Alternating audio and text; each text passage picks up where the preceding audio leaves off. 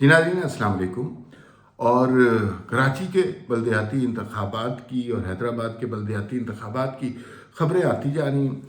कुछ फड्डे भी चल रहे हैं, कुछ इख्तलाफात भी हो रहे हैं और यूँ लगता है कि कराची में कम अज़ कम पीपल्स पार्टी और Jamaat Islami main stake holder होंगे। किसकी नशस्तें ज़्यादा होती हैं, किसकी यूसी ज़्यादा होती हैं, ये वक्त के साथ पता चलेगा। अभी तक फाइनल हतमी रिजल्ट नहीं है, लेकिन दो बातें वाज़ेह हो गई हैं। एक तो ये कि तहरीक इंसाफ का डब्बा गोल हो गया। तहरीक इंसाफ वही जमात थी जिसने कराची में बड़ा शोर मचाया था। तो अब हमें पता चल रहा है दो बातें, कि या तो लोग तहरीक इंसाफ से मायूस हैं, या फिर जो इमरान खान की तहरीक इंसाफ की माजी में कराची में कारकर्दगी थी वो थी ही नहीं, वो सिर्फ एक हाइब्रिड निज़ाम बनाने के लिए की गई थी। और उसमें आपने बहुत सारी बातें देखी कि जनाब साकिब निसार साहब क्या कर रहे थे और बाजवा साहब क्या कर रहे थे, इमरान खान साहब क्या कर रहे थे। 10-1200 लोग, 1000-1200 लोग लेकर किसी चौक में बैठ जाते थे और जी ट्रैफिक बंद हो गई, सारा शहर बंद कर दिया। अभी भी तहरीक इंसाफ की तरफ से इसी तरह की धमकियाँ आ रही हैं और कुछ उन्होंने धांधली के इल्ज़ाम भी लगा दिए। तहरीक इंसाफ का ये वतीरा है, या तो इलेक्शन में वो जीतते हैं या धांधली होती है, या तो इलेक्शन में वो जीतते हैं या धरने होते हैं, या तो इलेक्शन में वो जीतते हैं या पूरे मुल्क में तोड़ फोड़ और लॉन्ग मार्च होते हैं। दूसरी कोई सूरत उनके पास है ही नहीं। उन्होंने आज तक कभी किसी दूसरी जमात, किसी दूसरी शख्स की सियासी अहमियत जो है उसको कबूल नहीं किया। लेकिन कराची में जो कुछ हो रहा है, हम इस बात को बहुत अच्छी तरह जानते हैं। अगर ये चाहते, और ये से मुराद वो है, अगर वो चाहते तो हर यूसी से तहरीक इंसाफ जीत सकती थी। हर यूनियन काउंसिल में उनके डब्बे भरे हुए होते, हर यूनियन, हर तहसील का चेयरमैन तहरीक इंसाफ का होना था। ये अब बहुत सहल सिस्टम हो गया, हमें समझ नहीं आती, लेकिन ये बहरहाल एक सिस्टम है जिसमें वो जब चाहे जिसको मर्जी जितने मर्जी वोटों से जिता दें। तो इस दफ़ा ऐसी कार्रवाई नहीं हुई। जो कराची के लोगों से मेरी बात हुई है वो जाहिर है इलेक्शन कमीशन पर नाराज़ है कि इलेक्शन कमीशन ने ऐन वक्त पर ये इलेक्शन क्यों अनाउंस किए। 6 घंटे पहले लोगों को पता नहीं था कि इलेक्शन होने हैं या नहीं होना। ये एक अलहदा बहस है और उसमें इलेक्शन कमीशन की कोताहियाँ, सियासी जमातों की गलतियाँ भी शामिल हैं। लेकिन इलेक्शन में धांधली की, जैसे 2018 में हुए थे, इस तरह की कहीं से इत्तलात नहीं आई है, जो बड़ी खुशआइन बात है।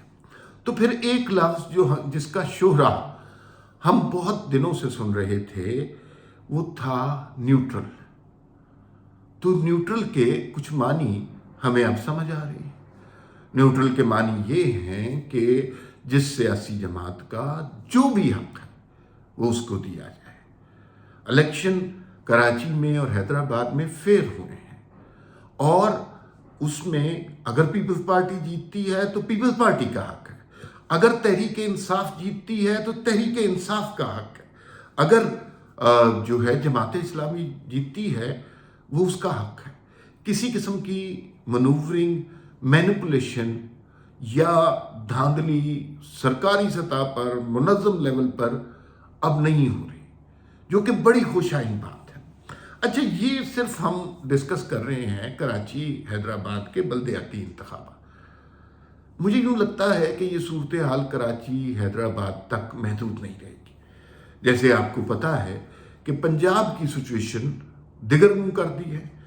परवेज़ इलाही साहब ने ठा करके असम्बली तोड़ दी है और असम्बली तोड़ने के बाद अब अप्रैल में इलेक्शन हो रहे हैं। जाहिर है पंजाब में इलेक्शन की तैयारी, ये तारीख में पहली दफ़ा होगा कि हम देखेंगे कि इलेक्शन जो है पंजाब में अलहदा टाइम पर होगा और वफाक में अलहदा टाइम पे होगा।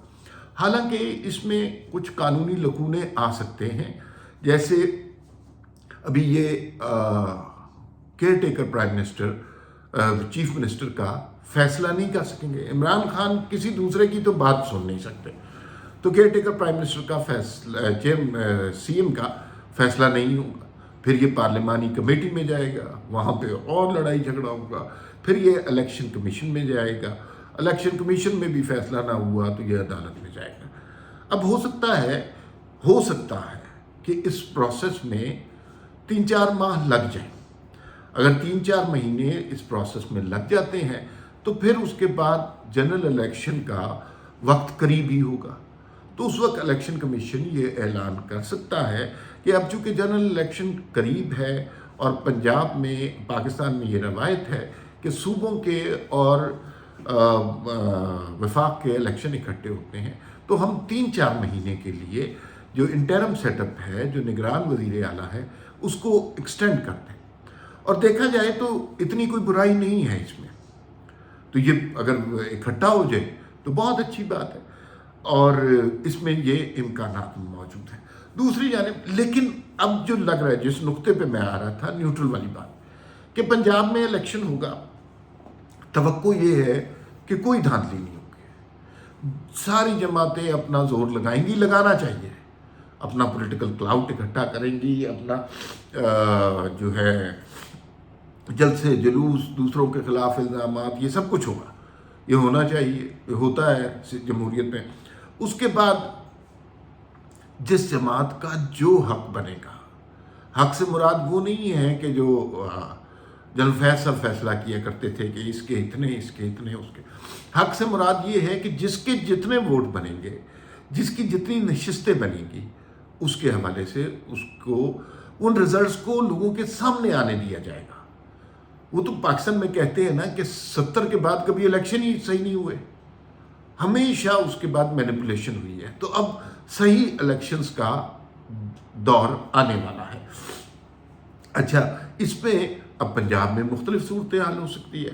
پنجاب میں فرینکلی اسپیکنگ پیپلز پارٹی نہیں ہے، لیکن پنجاب میں اگر نون لیگ کی پریزنس کے ساتھ ساتھ پی ٹی آئی کی بڑی اسٹرانگ پریزنس ہے۔